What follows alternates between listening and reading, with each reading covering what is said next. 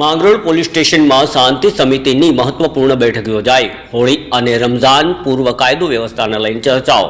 જૂનાગઢ જિલ્લાના Mangrol police station ખાતે આજે શાંતિ સમિતિની મહત્વપૂર્ણ બેઠક યોજાઈ હતી। આવનારા હોળી અને રમઝાનના તહેવારોને ધ્યાનમાં રાખી કાયદો વ્યવસ્થા જળવાઈ રહે તે હેતુથી જિલ્લા પોલીસ વડા અને માંગરોળ ડીવાયએસપીના માર્ગદર્શન હેઠળ આ સમગ્ર મીટિંગનું આયોજન કરવામાં આવ્યું હતું। પીઆઈ દેસાઈની અધ્યક્ષતામાં યોજાયેલી આ બેઠકમાં તહેવારોમાં શાંતિપૂર્ણ માહોલ ઉજવાય તે માટે જરૂરી માર્ગદર્શનો આપવામાં આવ્યા હતા, સાથે સૂચનાઓ પણ આપવામાં આવી હતી।